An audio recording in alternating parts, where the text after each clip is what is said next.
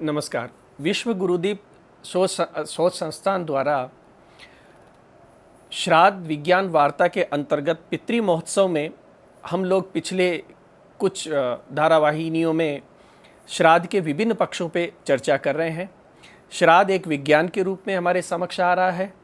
श्राद्ध का समय जिसे समाज वर्तमान में शोक का समय मानता है या थोड़ा सा उससे दूर हटने की कोशिश करता है, लेकिन इन वार्ताओं से ये स्पष्ट हो रहा है कि ये एक उत्सव का समय है, जब हमारे परिवार में हमारे अतिथि लोग आकर के उत्साहवर्धन का कार्य करते हैं, हमें आशीर्वाद देते हैं। वैसा एक समय ये इन वार्ताओं से निकल करके सामने आ रहा है।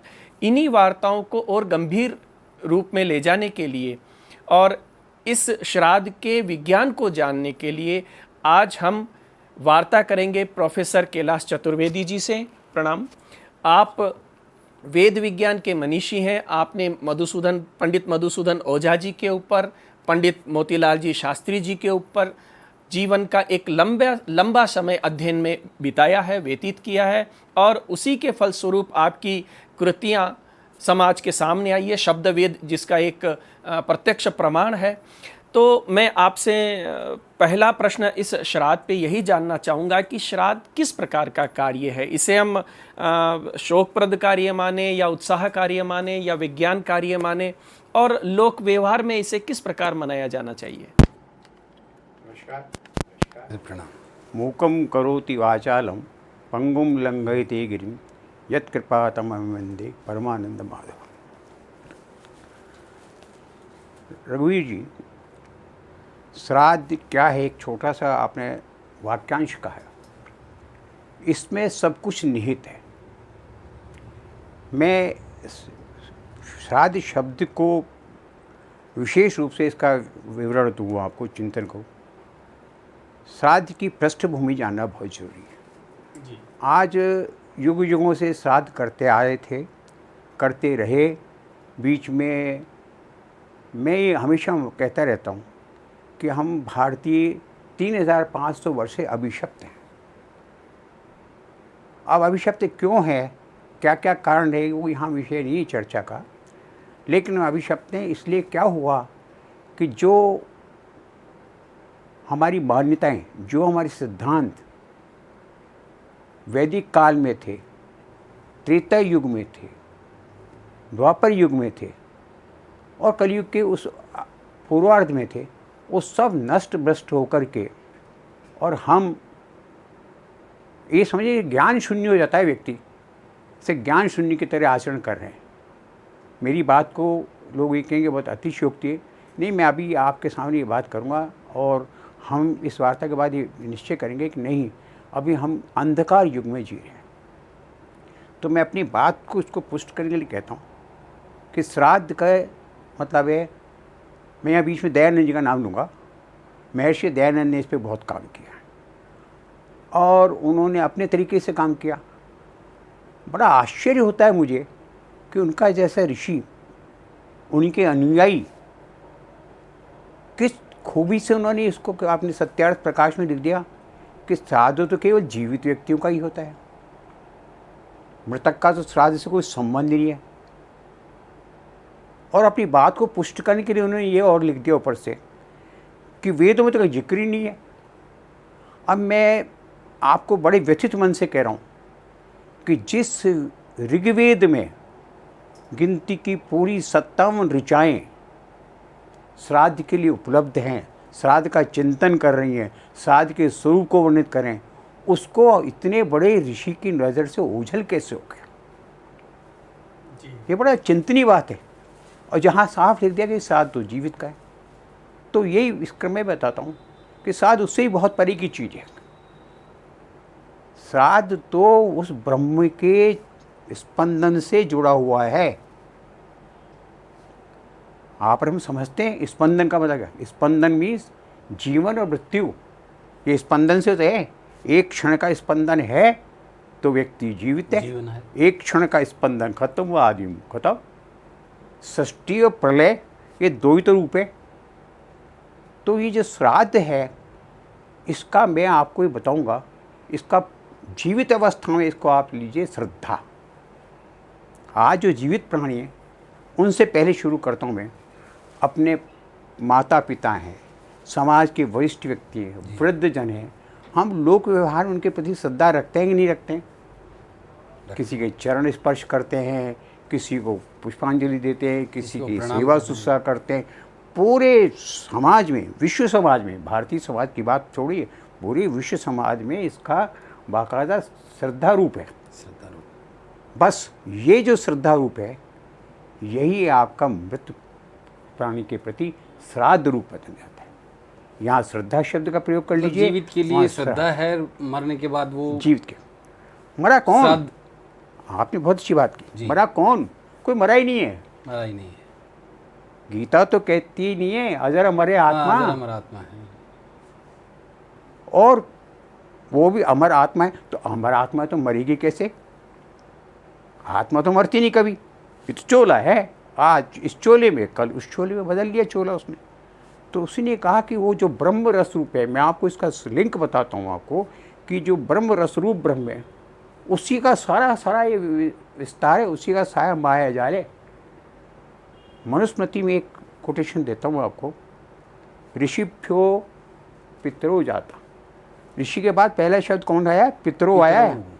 ऋषिभ्यो पितरो जाता। पितृभ्य देव दानवा जी। देव्यभ्य सर्वान अस्मिन् सर्व संसारम, ये सारा सदा। और चर स्थाणुर पुरुष है, ये केवल वो ही नहीं, चर ही नहीं, स्थाणु भी, समस्त जो चेतन और जड़ जगत जो है वो सब कहाँ से चालू हुआ? प्रारंभ सूत्र कौन सा है? ऋषि। ऋषि। और इससे फिर आप जब लिंक जोड़ेंगे तो ऋषि कौन? तो उसने कहा ऋषि कौन है भाई? बोला आत्मा असत है, वो जो परम ब्रह्म है, वो अथाह सागर है, जिसकी सागर की कोई सीमा नहीं है, सीमातीत सागर। उस सीमातीत सागर से जो पहला स्पंदन हुआ वो ऋषि है। वो ऋषि। प्राणा वह ऋषि है। शतपथ ब्राह्मण कहता है प्राणा वह ऋषि। ऋषि जो है हमारे प्राण है, और प्राण जो है वो तो सर्वत्र है, प्राण के से स्पंदन है। तो ये कहा कि प्राण जो भी अमूर्त रूप में रहते हैं जी, तो इनकी क्रमशः क्या होता है? ऋषि व्याख्या होती है, ऋषियों से पितरों का जन्म होता है। तो पितृ बहुत महत्वपूर्ण हो गए, देवों से अधिक। और जब पितरों की अगली कड़ी जो है वो देव है, और देवों की अगली कड़ी जो है वहाँ उसके बाद वो क्या गया? फिर उसके बाद सबसे पहले जो सृष्टि है, फिर सृष्टि में आपके कौन सी प्रकृति है? सूर्य है, चंद्रमा है, ये प्रकृति है, परात्पर है। उसके बाद फिर जो आपकी जो ये प्राण सृष्टि है, ये मूर्त सृष्टि के रूप में तो हम हैं। तो अमूर्त सृष्टि के इतने रूप निकलने के बाद हम इस ये मूर्त सृष्टि आती है। जी। मूर्त। ये देखिए तबड़ा का। और उस मूर्त सृष्टि में ही अब वो नेचुरली जब मूर्त सृष्टि पाई है तो उसमें पितर है नहीं अवस्थित। पितर वहाँ आगे दूसरे नंबर पे क्रम में पितर अवस्थित है ना, तो ये पितरों का स्वरूप है। तो पितृ एक वाक्य में जो कहें, पितृ प्राणात्मक सृष्टि है। पितृ जो है हमारे, ये जो पिताजी आज लौकिक जगह छोड़ गए, दादाजी छोड़ गए, ये सब के सब ये आपके जो है प्राणात्मक सृष्टि है, जो मूर्त रूप से अमूर्त रूप में जाकर के वापस विलय हो जाएगी। ये है आपका स्वरूप किसका? श्राद्ध का। तो श्राद्ध जो है आपके सृष्टि रचयिता से लेकर के मूर्त जगत तक के बीच के अंदर स्रोत बनाने वाला है। अब इसके बारे में कह दिया आपने, तो बड़ी बड़ी शब्दों वाली बात कह दी। अब आप पूछिए कुछ। इसको मतलब लोक व्यवहार में किस तरह मनाना चाहिए? मैं इससे पहले आपको बताऊं जी कि ये तो मैंने आपको इसका बता दिया कि सृष्टि रचना से लेकर मनुष्य तक है। अब इसके बाद क्या है कि पहले अपने को ये जानना चाहिए कि लोक व्यवहार में आज स्थिति क्या है। आज स्थिति क्या है? तो आप ही देखिएगा क्या हम मतलब आज जो कर रहे हैं वो किस स्थिति में है, क्यों, वो इसलिए वो सब स्थिति मैंने अभी आपसे कहा, अभी जिक्र किया 3005 साल से अभिशप्त है। तो उसका परिणाम क्या है? परिणाम ये कि हमारी आस्था अनास्था बदल चुकी है। हम नहीं रही। हाँ, हम अपने अपने तरीके से रचनाएं लिख लेते हैं। कोई भोजन के का व्यवहार बताता है। अरे आप इनको छोड़िए, चार्वाक ने तो ये कह दिया कि मृतानाम अभिजंतो नाम श्राद्धम चेत तृप्ति कारणम। अगर मरे हुए लोगों का श्राद्ध से ही तृप्ति हो रही है, वहाँ भेज रहे हो, इतने पकवान बना रहे हो, वो कर रहे हो, तो यार कम से कम जो पड़ोस में आपके पिताजी जो वहाँ पर गए हैं, इंदौर गए हैं, उनके लिए बात है कल्पना, व्यर्थ बात है कल्पना। उनके लिए भोजन बनाने की क्या जरूरत है, बोल दो वो पहुँच जाएगा, खाना उनको ट्रेन के अंदर मिल जाएगा अपने आप ऑटोमेटिकली, वहाँ तो पहुँच जाएगा। इसलिए क्या कहा कि त्रयो वेदस्य करता रहे भांड धूर्त निशाचरा, खंडन करने वालों मतलब उसका विरोध करने वालों की भी कमी नहीं है। तो अब जब ऐसी अनास्था की बातें आ गई सामने, तो समाज तो उसका अनुकरण करता है, यथा राजा तथा प्रजा। तो वो जो उन लोगों ने दिया, इसके अलावा और भी है, गिरते गिरते इतने वैवाहिक। अभी मैंने आपसे पूर्व जिक्र किया कि स्वामी दयानंद जी जैसे ऋषि तुल्य महर्षि, जब उनकी दृष्टि से ये छिप गया तो हो गया। तो अब आप सामान्य जन की बात तो छोड़िए, वो तो उनसे तो आप क्या अपेक्षा करेंगे। एक बात इससे पहले कि इसका समाज में क्या करें, मैं आपको तो ये भी भ्रम निकाल देना चाहिए हमको कि कोई हिंदू परंपरा में ही श्राद्ध होता है। हाँ, ये हिंदू परंपरा में श्राद्ध नहीं है। श्राद्ध संसार में जो भी प्राणी आ रहा है पृथ्वी पर, वो सब कर रहे हैं। केवल हमने, चूँकि हमको अपना ज्ञान नहीं है, इसलिए हम अपने हिसाब से कहते हैं कि ये तो हमारे पोंगा पंडितों का काम है। मैं आपको उदाहरण दूँ, सबसे पहले मैं ब्रिटिश का उदाहरण देता हूँ।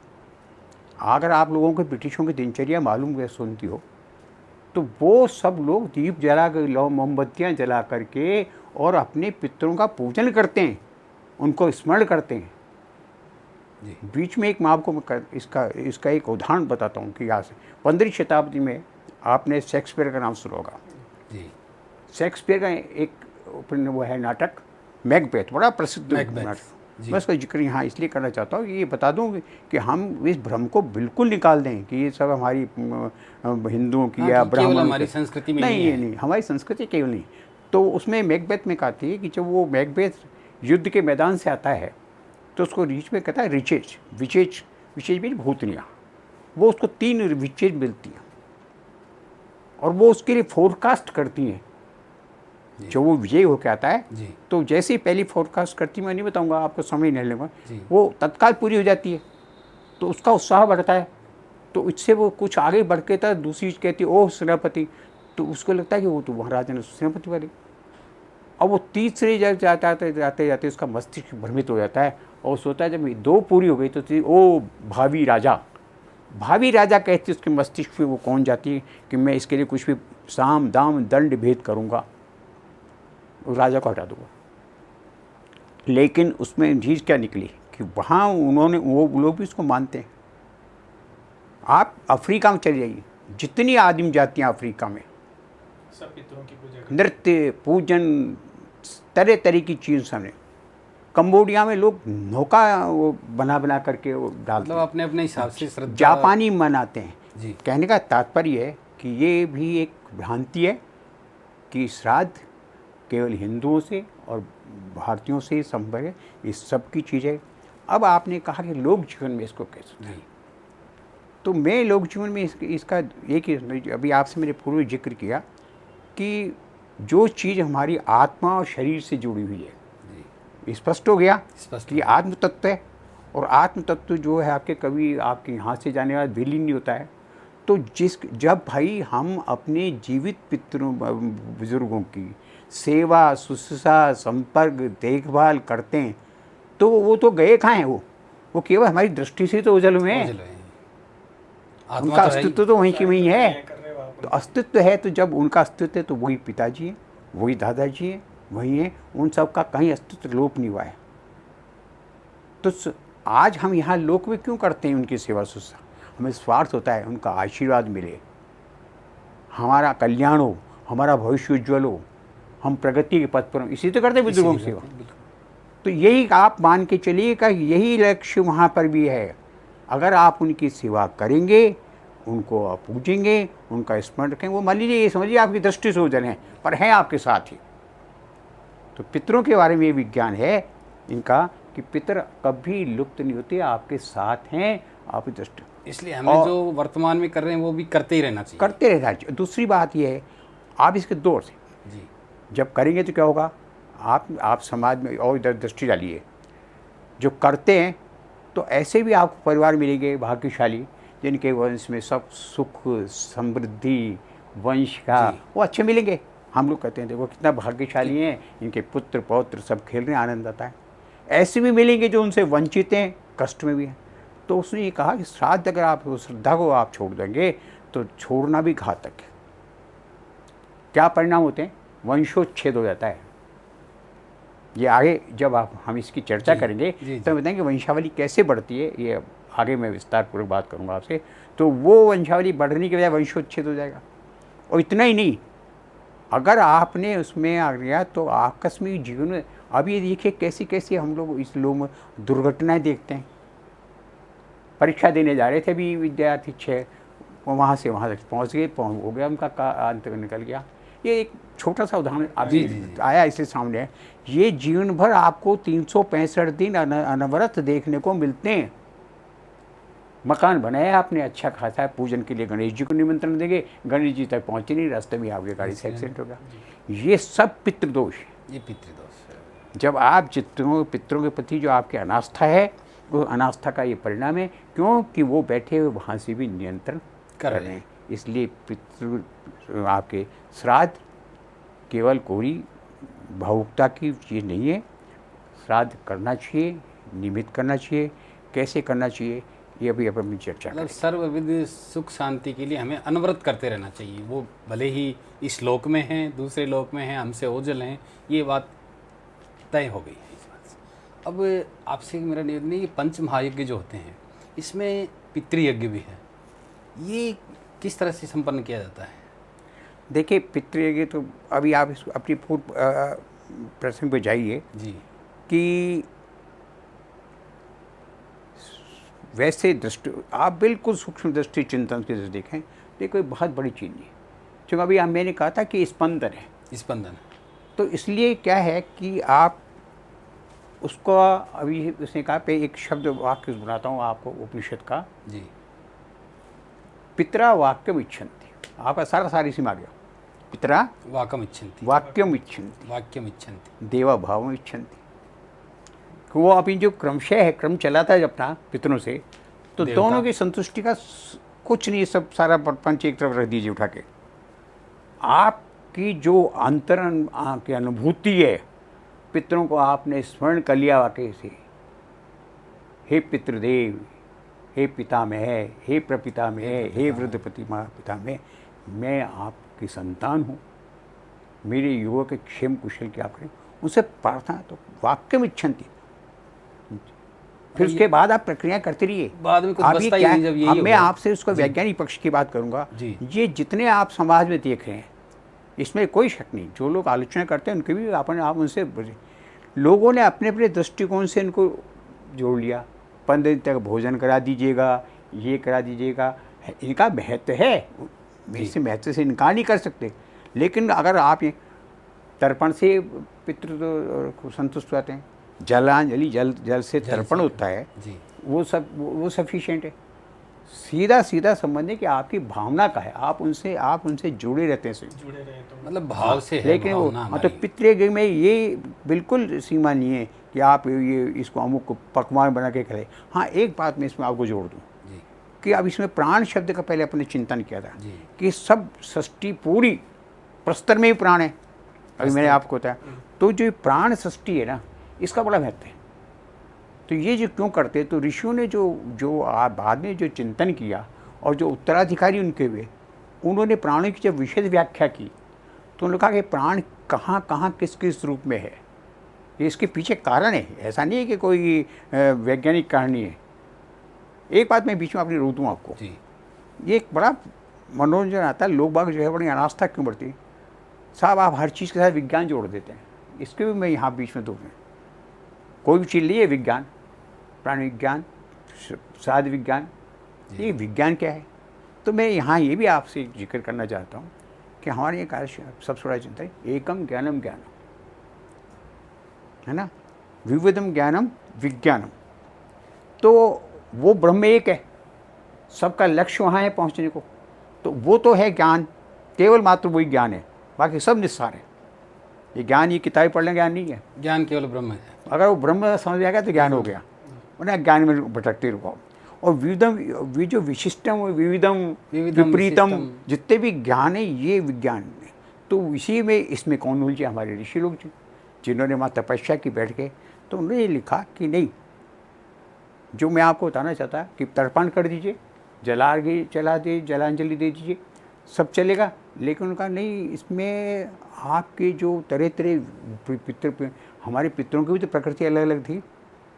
किसी को पूजन ही से संतुष्टि मिलती थी, बिल्कुल बिल्कुल, किसी को तरह उससे संतुष्टि मिलती थी, कोई मेरी तरह भोजन भट्ट भी हो सकता है, जी जी, उसको उससे भी संतुष्टि मिलती होगी। हाँ मतलब तो वो उन्होंने प्रकृति कहा के कि हिसाब ये से। जो प्राण स्पंदन है, ये आपकी 3 जो पशु हैं, एक श्वान, एक गऊ और एक काक, इन तीनों में जो है वो प्राण का समावेश रहता है, जो आपसे यहाँ आवागमन करते रहते हैं। आप पितृलोक तक, फिर पितृलोक की चर्चा करेंगे आगे, अब पितृलोक कौन सा है।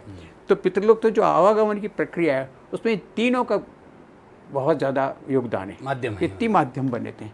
इसलिए जो फिर उन्होंने कहा कि भाई ब्राह्मण की संतुष्टि के साथ जी, आप इन तीनों को भी जो है संतुष्ट करें। संतुष्टि। तो ये जो व्यवस्था चली है, ये इस कारण चली कि उसमें श्वान प्राण, गौ प्राण, काक प्राण, ये सब जो है इनकी मात्रा अधिक होती है, वाहक होते हैं, और वाहक होने के कारण इन सबको प्रधानता जाती है। ब्राह्मण को इसने कहा, ब्राह्मण के लिए तो एक बात रहा हूँ कि क्या अथर्ववेद क्या कहता है कि ब्राह्मण को क्यों, ये भी जब पशुओं की तो बात कर ली हमने, ब्राह्मण को क्यों भाई शुद्ध। तो उसका अथर्ववेद ने इसका, अथर्ववेद का वाक्य कोट करता हूँ आपको कि ब्राह्मणेभ्यो वशाम दत्त्वा सर्वलोकान समुष्णुते। वशाम, जो अगर ब्राह्मण के निमित्त आप वो करेंगे, औरों को करेंगे तो कुछ नहीं होगा, लेकिन वो ब्राह्मण में इतनी वो उसकी डायरेक्ट रेज है, इतने उसके अंश हैं कि वो लेने पर वो सीधा उसको प्राप्त होता है।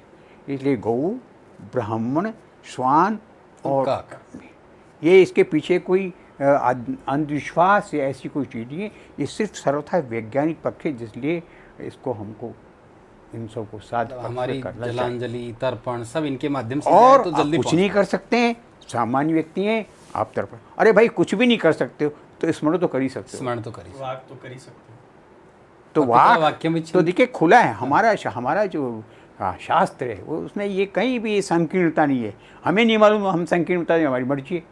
अगले कहते हैं कि जैसी आपकी सुना, लेकिन उनका स्मरण मत छोड़िए, उनका कीर्तन मत छोड़िए। उनको छोड़ेंगे तो आपको पता नहीं लगेगा ज्ञात और अज्ञात में आप कितने कष्ट में पड़ जाएंगे।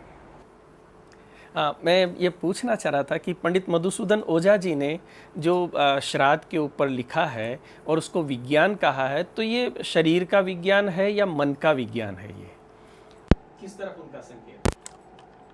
शरीर आपने 2 ही छोड़ दिए, शरीर का और मन का विज्ञान तो बताते हैं। मैं कहता हूँ मधुसूदन जी ने तीसरा और जोड़ा है, ये आत्मा का विज्ञान भी है। ये शरीर, मन और आत्मा, ये तीनों का विज्ञान है।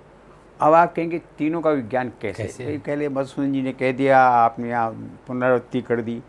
आत्मा का विज्ञान तो क्या है? तो आप सबसे पहले मैं आपको आत्मा का स्वरूप बताते उन्होंने कहा ये विज्ञानात्मक है। विज्ञानात्मक से मत तात्पर्य क्या है कि आत्मा, जैसे कबीर का दोहा सुना दूँ आपको बीच में एक जल में कुंभ, कुंभ में जल है और बाहर भीतर पानी, और फूटा कुंभ जल जल ही समाना कहत पाती ज्ञानी। एक अनपढ़ कबीरदास को सब कुछ आ गया आप देखिए ये शरीर बीच में क्या व्यवधान है, बाहर भी जल है, अंदर भी जल भरा हुआ है, घट फूटा जल में समा गया। तो सरल बात सब।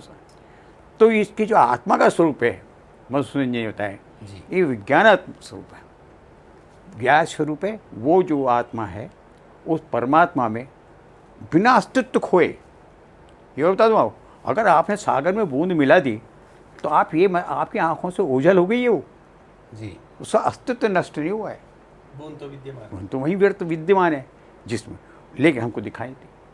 तो ये जो है, ये उन्होंने कहा आपका आत्मा का स्वरूप। आत्मा का स्वरूप। अब आत्मा के अलावा दूसरा आपने प्रश्न किया कि ये शरीर का है शरीर, मन का, मन का चंद्रमा मनुष्य जाता है, ये सब प्रसिद्ध लोकोक्ति। अब जो भी शरीर छोड़ता है, अब आपने इसको रेलेवेंट श्राद्ध विज्ञान के पक्ष में चर्चा करेंगे। जब शरीर बिल्कुल निष्प्राण हो जाता है तो पहला काम तो होता है कि जो पंच महाभूत हैं वो अपने अपने में विलीन हो जाते हैं। विलीन हो जाते हैं। पृथ्वी में पृथ्वी, जल जल में, अग्नि, वो सब अग्नि जानते में, हैं पंच महाभूत। लेकिन वो जो फिर चर्चा भी ये भी है, श्राद्ध विज्ञान पढ़ाने वाले समझने वाले कहते हैं कि फिर वो यात्रा पे निकल जाता है 13 मास की। 13 मास क्यों कहा? ये बात छोटी छोटी बातें जो इनमें बड़ी समझने की, चिंतन करने के। मास तो 12 ही होते हैं, तो उसने कहा नहीं हमारे मास 12 हैं, चांद्रमास 13 होते हैं। चांद्रमास 13 होते हैं। और चांद्रमास 13 होते हैं, इसलिए चंद्रमा से संबंध है उसका। तो वहाँ जाता है वो आत्मा का से छोड़ करके, जो शरीर, वो जो विज्ञान आत्मा निकल गया, वो महान आत्मा जो वहाँ चलता है। और वहाँ 13 में यात्रा पूरी करके जब पहुँच जाता है तब उसके 2 भाग हो जाते हैं। आपने जीवन भर जो कमाई, जो पूंजी आपने कमाई है, उस पूंजी का वहाँ हिसाब होता है जी। वहाँ पूंजी का हिसाब होता है। आपके कर्म एक तरफ हो जाते हैं, आप एक तरफ हो जाते हैं, क्योंकि आप कर्मों में लिप्त हुए थे। आपका तो आत्मा अलग था। तो वो महानात्मा जो होता है वो उसी का परिणाम होता है। वही चंद्रलोकस्थ जो आत्माएं हैं आपके पितर, उनमें जाके वो सम्मिलित हो जाता है। और जो दूसरा भाग है कर्मात्मा, वो उसके कर्मों का फल होता है। वो स्वर्ग भी जा सकता है अगर उसने अच्छे काम किए तो स्वर्ग जाएगा, वो स्वर्ग भी जाएगा अगर वो, और नहीं तो कर्म भोग के बाद वो है ना, क्षीणे पुण्य मत्रो के विशंति। वहाँ जितने तक आपने अच्छे काम किए उनका फल वहाँ पर आप आनंद लीजिए वहाँ जा कर के। और फिर पश्चात जो तदनुसार जैसे जैसे कर्म किए उस योनि में वापस आइए। आप अपन बुद्धिजीवी में, आपको कई दफ़े बताऊँ कि लोग में अखबार पढ़ते हैं। अमुक जो बच्चा था वो 3 साल का बच्चा गीता का पाठ कर रहा है। आते ही घटनाएं होती हैं, आते हैं।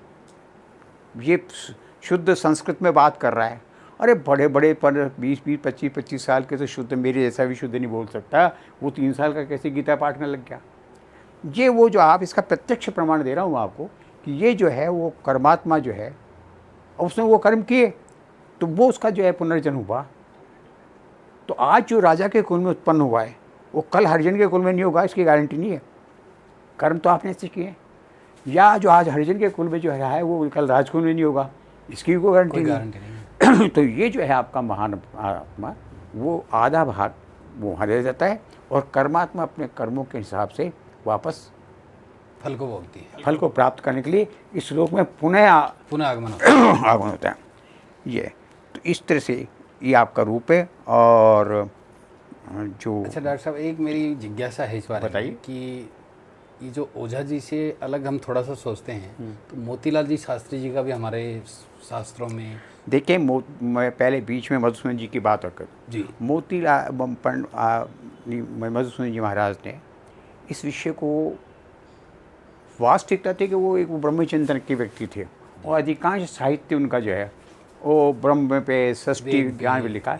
इस विषय को उन्होंने बहुत ज़्यादा स्पर्श नहीं किया, सिवाय एक पितृ समीक्षा करके लिखे। ये पितृ जो अपने स्वरूप देख रहे हैं, महानात्मा, कर्मात्मा, और उन्होंने लिखा है। मधुसूदन जी की बात एक होता दूँ कि मधुसूदन जी ने उस पितृ समीक्षा में ही गतियाँ भी बताई हैं। ये जो हमारे है शरीर की, तो 8 प्रकार की गति बताई हैं। पितृ आदमी जब कर्म करता है तो उनको मैं पूरा करता हूँ कि 8 प्रकार की होते हैं। अभी आपने देखा, आप ये चिंतन है कि जो तपस्या करते हैं बड़े बड़े ऋषि मुनि जा जाके, और वो तो यातनाएं भोगते हैं समाज के अंदर, और एक सामान्य व्यक्ति जो है वो जाके सदी पल में गिरा जमीन पर, मूर्छित हुआ और प्राण पखेर उड़ जाते हैं। तो उन्होंने कहा कि ये जो हम जीवन भर कर्म करते हैं, इसी तरह से हमारी आर्थ की मुक्ति होती है। ये उनके ग्रंथ में मैंने पढ़ा था। कैवल्य मुक्ति हो जाती है, ब्रह्म मुक्ति हो जाती है, जिसमें आपको आवागमन के बंधन से छूट जाता है। अच्छे काम के स्वर्ग की वाली मुक्ति होती है, वापस होता है। ऐसी मुक्ति भी थी जो आपके कष्टप्रद होती है, जो आपके राक्षस योनि में आपको उत्पन्न करती है, नहीं होती। उससे ज़्यादा अयोनि होती है जो कीट, कृमि कीट की तरह उत्पन्न होना और मरना, उत्पन्न होना मरना पड़ता है। ये आपने उपनिषद में कहा ना कि पुनरपि जननम पुनरपि हाँ, मरणम। तो वो जो है ना, ये इसने कहा 8 प्रकार की होती है, कैवल्य, अपराध, देह, स्वर्ग, ये दुर्गति, दुष्कर्म जो करते हैं, जो आप कहते हैं, इनकी दुर्गति होगी। आपको याद है कि वो एक जो है श्रीमद् भागवत के पहले अध्याय में, मुझे स्मरण आ रहा है, मैं इसीलिए उसमें उन दोनों भाइयों की जो कहानी है, वो दूसरे का मुझे याद नहीं है, वो एक भाई तो देवतुल्य था, एक भाई जो है वो आपके वो दुष्कर्म करता था, वो दुष्कर्म काला जो दुर्गति को प्राप्त। प्रेत योनि में जाकर जन्म किया। तो ये जो आपका तत्व है, इसमें मधुसूदन जी ने सिर्फ जो है श्राद्ध पर ज़्यादा उन्होंने नहीं किया, उन्होंने पितरों के स्वरूप पर अपना चिंतन अधिक प्रस्तुत किया है। मोतीलाल जी शास्त्री का जब आएगा प्रश्न जी, तो मैं अब आपको अच्छी तरीके से बात कहूँगा बुते, हम भाग्यशाली तो हैं नहीं हैं, पर हम दुर्भाग्यशाली बहुत हैं। जितना काम पंडित मोतीलाल शास्त्री ने श्राद्ध पर किया है, मैं आपको दावे के साथ कह सकता हूँ कि 1000 विद्वान मिलकर नहीं कर सकते। मैं एक झलक जी, आपको यहाँ पर उनके आया कहाँ से, वो भी शतपथ, वो ब्राह्मण के विद्वान थे पंडित मोतीलाल शास्त्री। उन्होंने शतपथ मासिक पत्र, किसी को जानकारी नहीं हो तो आज मैं आपको दे दूं कि उन सबसे पहले शतपथ मासिक पत्र निकाला उन्होंने अपनी अभिव्यक्तियों के लिए, फिर उस शतपथ मासिक पत्र को शतपथ ब्राह्मण में कन्वर्ट किया। तो मुख्य तो विषय उनका था, लेकिन अकस्मात समाज में जब वो कहीं किसी जगह गए तो ये दयानंद जी वाली बात सामने आ गई, जिसमें उन्होंने कह दिया कि ये सब तुम्हारे खाने कमाने के ब्राह्मणों के सौदे हैं, कुछ नहीं होता है। तो उनको बड़ी पीड़ा हुई। तो उन्होंने लिखा है कि मैंने प्रण कर लिया उस दिन से जी, कि मैं अपना पूरा जो शेष जीवन है इसका खंडन करने में और श्राद्ध की वैज्ञानिकता सिद्ध करने में आप लगा दूँ। तो थोड़ा बहुत नहीं बंधु, 4 खंडों में 1800 पेजों में श्राद्ध विज्ञान शब्द शीर्षक से उन्होंने 4 ग्रंथ लिखे। मोतीलाल जी शास्त्री कितने? 4 4 खंडों में 1800 पेज में। और उन्होंने उसमें ये एक बिंदु आपके आदि से लेकर तक उसका विश्लेषण करके समाज को एक बहुत बड़ी दिशा दी है। मैं समझता हूँ कि ये वो दिन बड़ा सुखद होगा जिस दिन मैं आपको यहाँ उसका संक्षेप, श्राद्ध क्या, श्राद्ध किसका, संबंध क्या और गति क्या, ये 4 शीर्षक लिए उन्होंने।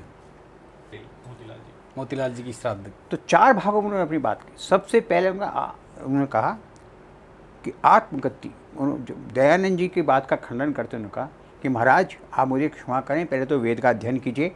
वेद में मैंने आपको कहा दशम मंडल तो भरा पड़ा है, तो वहाँ से उन्होंने उसको सिद्ध किया। एक बात उन्होंने कही कि आपके विश्वास की बात करते हैं।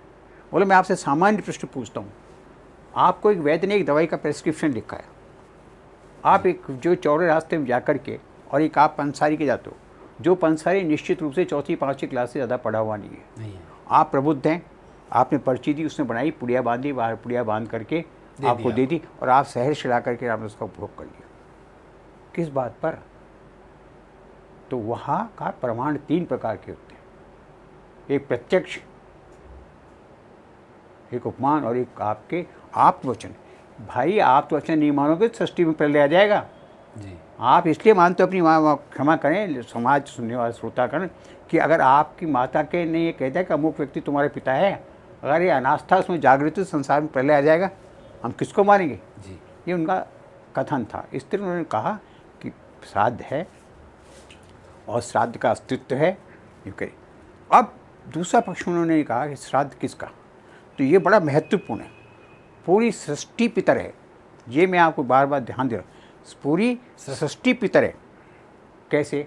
पितर का मतलब है पालन करता। पितर शब्द का ये पिताजी माताजी नहीं है, पितर का मतलब पालन करता। और कौन कौन पालन कर रहा है? पूरे 3 भाग हैं। तो उन्होंने पितरों की श्रेणी डाली है। दिव्य पितर, जो ये आज सारी सृष्टि का संचालन कर रहे हैं हमारे, जिनसे हमारी सारे पदार्थ निर्माण हो रहे हैं, वो दिव्य पिता की श्रेणी। फिर ऋतु पिता, ये जो षड ऋतु हैं ये भी पितर हैं हमारे। जी गर्मी अलग फल देती है, वर्षा अलग फल देती है, हाँ, ऋतु अलग फल में होती, कृषि होती है, ये कहाँ होती है? सब जगह ऋतु के अनुसार। तो ऋतु पितर है। और तीसरे हमारे प्रेत पितर जिनको कहते हैं। तो पितरों की श्रेणी बताई दूसरे खंड में और उसका विस्तृत विवेचन है और दिव्य पितर कैसे काम करते हैं। तीसरी बात फिर उन्होंने कहा कि जब वो आपने कहा कि वो आत्मा चली गई तो इसका संबंध कैसा रहता है पितरों से, तो उन्होंने कहा ये आपके सापिंडी संबंध है। तो एक ग्रंथ पूरा सापिंडी विज्ञान पर लिखा हुआ है। सापिंडी विज्ञान में कहता है कि एक व्यक्ति के अंदर, जिसको आज का आपकी साइंस में जीन थ्योरी ऑफ जीन्स कर रहे हो आप, थ्योरी ऑफ जीन्स, तो उनका जीन्स की थ्योरी में पता नहीं कितने से आपने काउंट किए, मेरे हिसाब से 84 तत्व होते हैं। वो 84 में से 28 तो आपके होते हैं ऋणात्मक, मतलब आपके 7वीं पीढ़ी से प्राप्त हो रहे हैं और 56 आपसे वितरित हो रहे हैं। सप्त पीढ़ी में जाकर के वो जो एक सूत्र बचता है तो विच्छेद हो जाता है। ये केवल सप्त पीढ़ी तक ही है। तो ये सापिंडी विज्ञान है जो हमारे यहाँ काम होता है। और चौथे खंड में उन्होंने बताया कि जो आत्मा जाएगा यहाँ से वो कहाँ जाएगा, किसकी क्या गति होगी, कौन कैसे निपटेगा। लेकिन एक बात इसमें मैं आपको समापन से पहले कहता हूँ कि ये जो पितृविज्ञान है, ये जो संबंध है, हम सप्त पीढ़ी तक कहते हैं, ऐसा नहीं है। ये हमारे 21 पीढ़ी तक के संबंध देते हैं। ये आपको हमारे को विश्व के जो हम प्राणी हैं, हमको समझना चाहिए कि 7 पीढ़ी तक तो हमारे अपने संबंधी थे। 14 पीढ़ी तक सोदक संबंध होता है। उदक, आपको ऐसे प्राणी मिलेंगे जिसने आपके साथ कहीं ना कहीं उसमें आपने उसको जल का पान किया। और 21 पीढ़ी तक एक होता है और सजा तक संबंध। आपको अमेरिका गए, आप अमेरिका में कोई व्यक्ति मिल गया, आपका उससे कोई लेना देना नहीं पड़े, लेकिन ये मान के चलिएगा कि उस व्यक्ति से आपका कहीं ना कहीं किसी न किसी ने वो संबंध रहा है, मतलब सजा तक संबंध। तो ये 3 प्रकार के संबंध उन्होंने चौथे खंड में कहे। और मैं आखिर में आपको इतनी बात कहूँगा, ये तो इसका अंतहीन विषय है, इसकी कोई चर्चा आप हम करते करते कह सकते हैं। लेकिन हर भारतीय को, विशेष तौर से हिंदू को, ये मानना चाहिए कि ये सामान्य लोक व्यवहार नहीं है, भोजन परंपरा नहीं है, साध का कोई ऐसा सामाजिक दृष्टि से महत्व नहीं है, बल्कि ये हमारे जीवन सूत्र से जुड़ा हुआ है ना, अमूल्य कर्म है, अपरिहार्य कर्म है।